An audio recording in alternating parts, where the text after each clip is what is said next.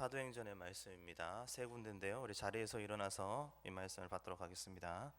사도행전 1장 8절 그리고 6장 1절부터 6절, 8장 2절부터 8절까지의 말씀입니다. 사도행전 1장 8절을 제가 먼저 우선 봉독하도록 하겠습니다. 오직 성령이 너희에게 임하시면 너희가 권능을 받고 예루살렘과 온 유대와 사마리아와 땅끝까지 이르러 내 증인이 되리라 하시니라. 아멘. 6장 1절부터 8절 1절부터 6절까지 말씀입니다. 그때 제자가 더 많아졌는데 헬라파 유대인들이 자기의 과부들이 매일의 구제에 빠짐으로 히브리파 사람을 원망하니 12사도가 모든 제자들을 불러 이르되 우리가 하나님의 말씀을 제껴놓고 접대를 일삼는 것이 마땅하지 아니하니 형제들아 너희 가운데서 성령과 지혜가 충만하여 칭찬받는 사람 7을 택하라. 우리가 이 일을 그들에게 맡기고 우리는 오로지 기도하는 일과 말씀 사역에 힘쓰리라 하니 온 무리가 이 말을 기뻐하여 믿음과 성령이 충만한 사람 스데반과 또 빌립과 브로고로와 니가노르와 디몬과 그리고 바메나와 유대교에 입교했던 안디옥 사람 니골라를 택하여 사도들 앞에 세우니 사도들이 기도하고 그들을 안수하니라. 아멘. 8장입니다. 8장 2절부터 8절까지의 말씀입니다. 그날에 예루살렘에 있는 교회들이 큰 박해가 있어 사도 외에는 다 유대와 사마리아와 모든 땅끝으로 흩어지니라. 경건한 사람들이 스데반을 장사하고 위하여 크게 울더라. 사울이 교회를 잔멸할새 각 집에 들어가 남녀를 끌어다가 옥에 넘기니라. 그 흩어진 사람들이 두루 다니며 복음의 말씀을 전할새 빌립이 사마리아 성에 내려가 그리스도를 백성에게 전파하니 무리가 빌립의 말도 듣고 행하는 표적도 보니 한 마음으로 그가 하는 말을 따르더라. 많은 사람들에게 붙었던 더러운 귀신들이 크게 소리를 지르며 나가고 또 많은 중풍병자와 못 걷는 사람이 나으니 그 성에 큰 기쁨이 있더라. 아멘. 오늘 하나님께서 주신 이 사도행전의 말씀을 통하여서 흩어진 사람들이라는 제목을 가지고 이 시간 함께 나누며 나아가도록 하겠습니다. 오늘 같이 인사하도록 하겠습니다. 저는 여러분을 바라봅니다. 오늘도 저를 통해서 하나님 말씀하고자 하는 것을 들으시기 바랍니다. 모든 사람들이 어떤 일이 발생하면 이 일이 왜 나한테 발생했을까 고민하고 또 점검하는 것이 일상입니다. 그래서 나에게 왜 이런 일이 일어났지? 내가 이것을 일어난 원인은 뭐지? 하면서 늘 이렇게 고민하게 되죠. 이런 일을 통해서 사람들은 성숙해지고 깨달아 알게 되면 될수록 이제 실수가 조금씩 줄어들게 됩니다. 이 실수가 들어주는 과정, 이것을 우리가 성장이라고 하는데 이것이 많이 잦아지면 성장했다라고도 말을 합니다. 결국 실수가 많지 않고 이제 실수가 적게 되면 그때 하는 말이 있죠. 이제 나이가 들었다. 그래서 완숙미가 넘친다. 이렇게 말을 하는 겁니다. 실수가 적어지면 어린아이들 보면 실수가 아주 잦죠. 넘어지는 것부터 해서 자기가 스스로 하려고 모든 걸 판단하고 하려고 하죠. 그것처럼 어른들이 우리를 볼 때도 늘 실수투성이라는 거죠. 이런 경험을 하기 전에 어른들은 늘 우리에게 말을 하죠. 이렇게 해라 저렇게 해라 말을 하는데 우리가 그것을 따르지 못합니다. 왜 그들이 그렇게 말을 할까요? 자기들은 그걸 겪어봤고 실수를 해봤기 때문에 실수하지 말라고 그렇게 하는 겁니다. 그런데 우리를 보게 되면 우리의 혈기 그리고 내가 하고 싶은 대로 하지 못하는 그 답답함 때문에 결국 내가 하고 싶은 대로 또 하게 되죠. 그래서 또 실수를 범하게 됩니다. 이게 아직 철이 들지 않았다라고 이렇게 말을 하기도 합니다. 그래서 철이 들면 이런 것들이 다 사라지고 어른들의 말을 들으면 그것이 좋은 거구나라고 생각하고 자기의 생각을 내려놓고 어른들의 생각을 이렇게 따라가기도 합니다. 근데 남자들은 철을 잘 들지 않는다고 그래요. 남자들은 철과 거리가 멀답니다. 남자들이 철 들게 하지 마십시오. 남자들이 철 들은 순간 죽는 겁니다. 남자들이 철이 들는 순간 무덤으로 가는 거예요. 남자들은 철과 친하지 않대요. 남자들이 친한 거는 뭘까요? 저도 잘 모르겠습니다. 여자들은 더 빨리 성숙한다고 하죠. 철이 든다는 것을 어떤 여자들은 초등학교 때부터 어린아이 때 철이 드는 아이들도 있다고 그래요. 그래서 어른들은 이렇게 말도 하죠. 여자 말 잘 들으면 자다가도 떡이 생긴다. 그래서 이런 말이 나오는 겁니다. 하지만 요즘은 또 그렇지도 않은 것 같아요. 자, 이렇게 보니까 그렇지도 않은 것 같습니다. 여자들이 더 철을 잘 들기 때문에, 그렇기 때문에 사리 분별이 잘 판단하고 또 여자의 감성과 여자의 느낌, 그런 것을 무시할 수 없습니다. 그래서 자기의 경험과 느낌과 또는 여러 가지 정황을 바라보고 여자들은 이렇게 판단하는 경우가 많죠. 근데 남자들은 그렇지 않습니다. 남자들은 자기가 하고 싶으면 혈기로 그냥 확 해버리고, 하기 싫으면 그게 꼭 해야 되는데도 자존심 생기고 절대 안 합니다. 그게 왜 그러냐면 철이 들지 않아서 그래요. 철이 드는 순간 어떻게 된다고요? 죽어요. 저도 그래서 철이 들었다 안 들었다? 안 들었죠. 안 들었으니까 여기 서 있는 겁니다. 철이 들었으면 죽는 거예요. 제가 할 수 있는 것은 그냥 말씀을 맡은 사람이지 철과는 별 관련이 없습니다. 남자들은 원래 그렇습니다. 그래서 어떤 일을 자꾸 벌리기를 좋아해요. 그리고 사리 분별보다는 자기의 혈기, 그거로 갖다 막 움직이려고 하고, 그렇게 결국에는 실수하게 되고, 더 나아가서는 그 실수를 해놓고도 또 돌아서서 또 잊어먹고 또 하게 됩니다. 그게 남자입니다. 주님이 우리에게 근데 늘 말씀하세요. 주님은 아주 완성된 분이시죠. 그래서 우리에게 실수를 하지 말라고 이렇게 해라 저렇게 하라 이렇게 구별되게 늘 말씀을 하시죠. 하지만 그걸 잘 따르기가 쉽지는 않은 것 같습니다. 주님은 이스라엘 백성에게도 해야 될 것과 하지 말아야 할 것, 이거를 이렇게 구별해 줬죠. 구별해 줬는데 이것을 알았던 사람들은 구약에서 율법을 지키기 위해서 그 율법을 너무나 철저하게 받아들이고, 자기들이 실수하지 않기 위해서 자기의 생각은 다 내려놓고 그 율법을 지키는데 매진을 했습니다. 그런데 율법에 단점이 있었습니다.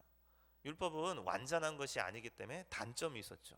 그래서 이 율법을 처음으로 보완한 사람이 있습니다. 하나님이 율법을 우리에게 주셨는데 그 하나님의 율법을 우리는 그대로 지킨다고 생각하지만, 이 율법이 뭔가 좀 애매해서 율법을 고친 사람이 있어요. 그 고친 사람이 우리가 너무나도 잘 아는 모세입니다. 모세가 율법을 고치게 됩니다. 하나님이 출애굽한 이스라엘 백성이 하나님을 어떻게 섬겨야 할까 고민하게 됩니다. 400년 동안 이집트에서 아스타롯과 다른 신들, 그리고 파라오 같은 신들을 섬기고 있다가 이들이 이제 하나님을 섬기기 위해서 출애굽을 했어요. 출애굽을 했는데 기존에 섬기던 방법이 아니라 하나님을 섬기는 사람들은 어떻게 살아가야 할까 고민하게 됐습니다. 그때 하나님이 모세를 불러서 모세에게 십계명이라는 율법을 허락했죠. 사람들은 그 율법을 받아들고 그것을 그대로 살면 하나님께 축복이 온다고 생각했습니다. 그게 하나님의 사람이 된다고 생각했습니다. 누가 잘하고 잘못했는지 그런 것보다는 하나님께 어떻게 하면 나아갈 수 있을까, 그걸 고민해서 십계명을 받아들죠. 하지만 이 십계명으로 모든 것을 다 살아갈 수는 없었어요. 그래서 하나님은 모세를 다시 불러서 그 십계명을 지키는 명령 이외에 행동 강령에 대해서 쭉 설명을 해줍니다. 그래서 누가 잘못을 해서 와서 그 잘못을 판결해 달라고 할 때 너희는 어떻게 판결을 하고, 그 판결자는 어떤 옷을 입고, 또 하나님의 예배당은 어떻게 짓고, 그 예배당에 있는 그릇들은 어떻게 하고, 제사장의 옷은 어떻게 하고, 음행한 여자는 어떻게, 문둥병자는 어떻게, 병든 사람은 어떻게 하고, 이런 모든 것들을 이 행동 강령, 살아가면서 말하는 그 행동 강령을 차곡차곡 이렇게 설명을 해주신 게 그게 바로 레위기입니다. 그 레위기를 가지고 이스라엘 백성이 살아가게 되죠. 근데 이렇게 살아가는데 모세가 이제 죽게 되었습니다. 죽을 상황이 돼서 이 이스라엘 백성들을 보니까 늘 율법 지키지 않고 하나님의 말씀 지키지 않았던, 그래서 늘 하나님이 혼나는 이 백성들이 너무나 걱정이 되었죠. 그래서 느보산에 서서 그가 하나님의 율법을 다시 읊어주기 시작해요. 십계명을 말하기도 하고, 또는 레위기에서 나왔던 그런 여러 가지 행동 강령을 막 말합니다. 행동 강령을 말하는데 지금까지 살다 보니까 좀 이 부분이 행동 강령 부분에서 뭔가 조금 우리 현실에 맞지 않는 부분이 있었어요. 그 맞지 않는 부분을 한 2군데 정도 모세가 고칩니다. 고쳐서 그것을 선포하죠. 이렇게 자기가 죽기 전에 율법을 말하고 다시 선포하고 나서 이것을 다 지키면 너희들에는 엄청난 축복이 있고 이것을 못 지키면 저주다라고 말하는 것이 신명기입니다. 새로운 명령에서 신명기라는 거죠. 성경은 그렇게 어렵지 않습니다. 내용이 어려워서 그렇죠. 전체적인 맥을 보면 그렇게 어렵지 않습니다. 그래서 모세가 다시 이 명령을 이야기해 주는 거예요. 살짝 고쳐서. 그렇기 때문에 어떻게 보면 큰 틀에선 변하진 않았지만 그가 설교하고 선포할 때 살짝 고쳤다는 거죠. 율법이 그래서 완전하지 않기 때문에 이런 게 가능한 겁니다. 이 이후에 율법을 완성시킨 분이 있죠. 이 불완한 율법을 완성하기 위해서 하나님은 예수 그리스도를 이 땅에 보내셔서 그분이 완성하게 만들었어요. 율법을 완성하게 만든 게 뭐냐면 바로 하나님 사랑과 이웃 사랑으로 이걸 딱 규정해 버렸죠. 그리고서 모든 것을 사랑으로 해나가는 걸로 완전히 율법의 그 불완전한 율법에 속해 있는 우리를 해방시켜서 진정히 이제 하나님 완전한 그 율법으로 이렇게 들어가게 만들죠. 그래서 사도 바울은 말합니다. 율법의 저주 아래 있던 우리를 주님께서 구원해 주시는데 거기서 속량해서 구원해 주신 분, 그분이 예수 그리스도이다 라고 말합니다. 이것을 믿으며 나아가라고 또 말을 하죠. 여기는 저와 여러분, 이 율법의 완성자 예수 그리스도를 믿고 나아가시는 저와 여러분에게 간절히 축원합니다. 아멘. 세상 사람들은 철든 사람들의 말을 듣고 조언을 듣기도 합니다. 이것을 멘토라고 하죠. 멘토. 철든 사람이라고 하죠. 또는 나보다 더 많은 실수를 경험해서 시행착오를 거쳐서 그 자리에 있다라고 해서 멘토로 하죠. 그래서 내가 어떤 일을 할 때 그것을 이미 겪었던 사람이 그렇게 하면 어떻게 되니까 이렇게 하라라고 조언을 해주는 게 멘토입니다. 그렇기 때문에 실수를 많이 한 사람이 멘토인 겁니다. 그래서 그런 사람들을 정하고 그런 사람들의 말을 듣기도 합니다. 때로는 어떤 사람들은 여자 말을 들으면 좋다고 여자의 말을 듣고 움직이는 사람들도 있어요. 하지만 교회는 누구도 아닌 예수 그리스도의 말을 듣고 그 말을 따르는 것이 바로 주님의 공동체입니다. 예수님의 말, 그것은 무엇일까요? 예수님의 우리에게 원하는 것, 그것은 무엇일까요? 물론 율법적으로 보면 모세에게 십계명을 줬던 것처럼 하나님이 우리에게 주었던 율법적 계명이 있어요. 그건 뭐냐면 하나님 사랑과 이웃 사랑이에요. 그 모세에게 줬던 레위기와 같은 행동 강령이 또 있을 겁니다. 그러면 예수님이 우리에게 주신 행동 강령은 뭘까요? 한번 생각해 보신 적 있어요? 우리는 늘 하나님 사랑과 이웃 사랑, 이걸 늘 강조하잖아요. 하나님 사랑과 이웃 사랑은 모든 걸 포장합니다. 모든 걸 포장하지만 사실은 그게 신약 시대의 율법주의입니다. 모세 시대 때는 십계명을 가지고 모든 것을 판단하고 십계명을 지키려고 그렇게 노력했습니다. 율법주의였죠. 신약에서는 그 율법을 완성시킨 예수 그리스도가 하나님 사랑과 이웃 사랑을 만들어 놨어요. 그래서 하나님 사랑과 이웃 사랑을 늘 외치면, 그것만 외치게 되면 모든 것은 해결되겠죠. 모든 것은 다 끝납니다. 잘못한 사람 보면 하나님 사랑으로 용서해야지, 이웃 사랑으로 제일 잘못한 거 미워하지 말고 품어줘야지. 똑똑한 사람 있으면 그 똑똑한 사람을 부러워할 수도 있지만 하나님 아래 있는 사람으로서 우리가 하나님 안에서 형제자매에서 그들을 사랑해주고 누군가를 끌어주고 공동체를 하나 이루고, 그래서 모든 것이 하나님 사랑과 이웃 사랑으로 다 맞춰져야 된다라고 말하게 된다면 현대판 율법주의입니다. 율법주의에서 벗어나려면 율법에서 벗어난 예수 그리스도가 우리가 살아가면서 이 율법을 가지고 살아갈 때 어떻게 살아가라라는 행동 강령을 알아야 되는데, 그 행동 강령이 뭐냐면 오늘 읽었던 사도행전 1장 8절이 바로 그 행동 강령입니다. 오직 너는 성령을 받으면 예루살렘과 온 유대와 사마리아와 땅끝까지 이르러서 내 증인이 될 거다. 성령 받아라. 예수님의 율법 완성 중에서 성령 받으라는 얘기가 있습니까? 없습니다. 예수님의 율법 강령 중에서는 하나님 사랑과 이웃 사랑만 나와 있지 성령 받으라는 얘기는 없습니다. 그래서 행동 강령 중에서 성령 받으면 이것이 자연적으로 된다라는 행동 강령을 우리에게 이렇게 선포하십니다. 그 성령을 받으면 예루살렘과 온 유대와 사마리아 땅끝까지 이르러서 내 증인이 된다라고 이렇게 말을 하죠. 예루살렘 성전에 모이고, 더 나아가서는 그 주변의 동네 사람들까지 모이고, 더 나아가서는 그 나라 지역 사람들이 모이고, 더 나아가서는 세계까지 뻗어나간다는 이야기입니다. 하지만 초대교회 사람들은 예루살렘이라는 성전에 모이기에는 엄청나게 힘썼던 사람들입니다. 교회로, 아니 그 이상 많은 사람들, 우리 생각하지도 못했던 그런 많은 사람들이 모였던 것이 초대교회입니다.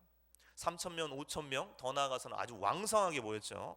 그런데 이들이 그 이상으로는 뻗어가지 못했습니다. 교회적으로 봤을 때는 엄청나죠.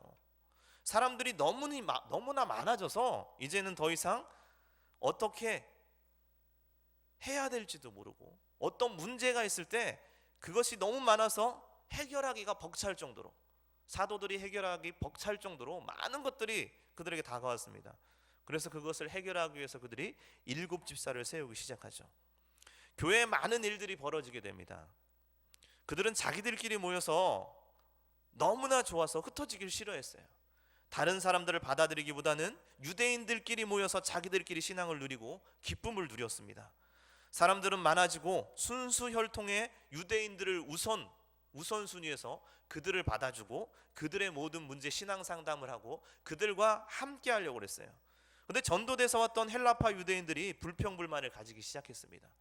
우리의 고민은 들어주지 않고 유대인들의 순수 혈통의 유대인들, 유대주의자들만 들어주고 헬라 지방에서 태어났던 유대인들, 그들의 말은 들어주지 않는다고 불평불만이 시작됐습니다.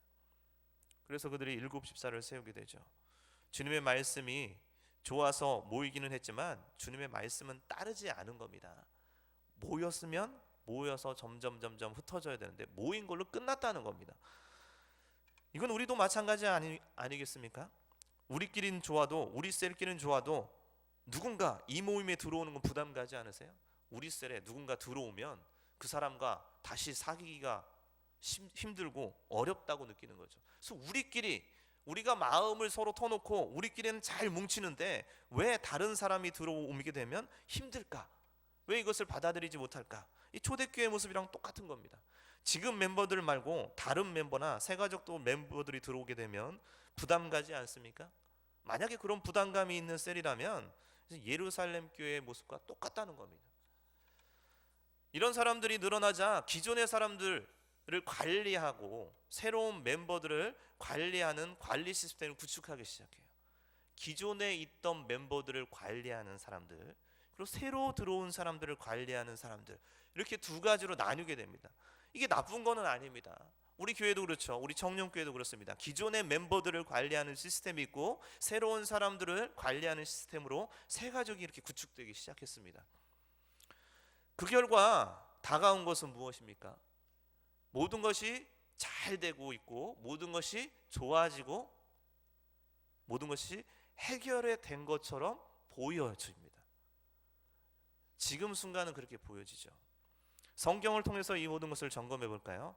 사도행전 근데 8장 2절에 보면 이 모든 것을 구축했습니다. 그들이 7집사를 세워서 이 모든 것을 구축해서 이제 나아가서 평안해질 줄 알았는데 사도행전 8장 2절에 보니까 그날에 예루살렘에 있는 교회에 큰 박해가 있어 라고 했어요. 그들이 아주 예루살렘에 잘 모였는데 뭐가 시작되면 박해가 시작됐습니다.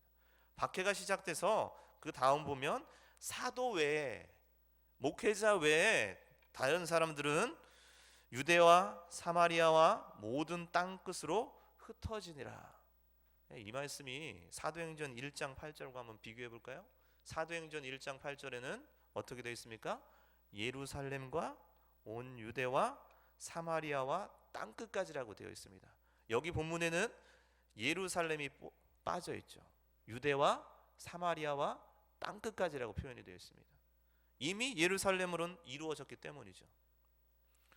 그들은 이렇게 해서 예루살렘에서 아주 잘 되고 좋을 줄 알았는데 그들에게 박해가 시작됐습니다. 박해가 시작돼서 그들에게 너무나 힘든 상황이 돼서 모두가 흩어져 버렸죠. 7집사를 세웠는데 그 7집사의 첫 번째인 스데반이 많은 사람들이 끌려가서 돌로 맞아서 죽게 되죠. 그리고 나서 박해가 시작됩니다. 모든 기독교인들의 박해가 시작되니까 죽기 싫어서 그들이 다 도망가기 시작했어요. 왜 하나님이 이렇게 잘 모이는 교회를 흩어버렸을까요? 하나님의 행동 강령을 하지 않았기 때문이죠. 우리는 가끔씩 우리에게 박해가 찾아오면 그렇게 말합니다. 하나님, 우리에게 원하시고 바라시는 것이 무엇입니까? 왜 나한테 이러십니까? 내가 신앙생활 잘하고 내가 이렇게 잘하는데 왜 나한테 이러십니까? 라고 말할 수 있습니다. 하지만 하나님의 행동 강령, 하나님이 원하시는 것, 그게 분명히 있다는 겁니다. 거기서 우리는 그것을 찾아야 된다는 거죠. 그것을 찾게 되면 이 고난은 잠깐으로 끝나버립니다. 하지만 이것을 찾지 못하면 고난은 계속 이어지게 됩니다. 하나님, 나에게 왜 이 고난을 주십니까? 하고 늘 되묻게 되죠. 하지만 시간이 지나서 깨닫게 되면, 이 모든 것을 알고 깨닫게 되면 오히려 그때 그 고난이 찾아온 게 감사하다라고 경우가 훨씬 더 많습니다. 단 이런 일이 주님을 믿고 따르는 사람에게만 경험할 수 있는 축복입니다. 만약에 주님을 믿지 못하고 주님을 따르지 못한다면 이 경험을 절대 할 수 없습니다. 그렇다고 모든 사람이 깨닫냐? 그렇진 또 않죠. 그리스도인이라서 이런 상황이 끝까지 굽히지 않고 자기 생각대로 하여서 계속해서 고생의 길로 가는 사람도 엄청나게 많습니다. 주님을 믿지만 주님을 따르지 않기 때문이죠. 주님의 율법, 모든 것을 사랑으로는 감싸주지만 주님의 행동 강령은 별로 중요하게 생각하지 않기 때문입니다. 그래서 어떤 게 나한테 다가오다 할지라도 모든 것을 무엇으로? 사랑으로 포장해 버립니다. 누가 잘못하면 사랑이 없어서 그렇고, 누가 나를 욕하면 사랑이 없어서 그렇고, 뭔가 교회가 잘못되면 사랑이 없는 교회 같고, 모든 것을 사랑으로 귀속시키지만 사실은 그렇지 않습니다. 사랑이라는 큰 틀 안에서 하나님의 행동 강령이 들어가야 되지만 행동 강령은 사라져버리고 사랑만 강조해버리면 모든 것이 그냥 정당화될 뿐입니다.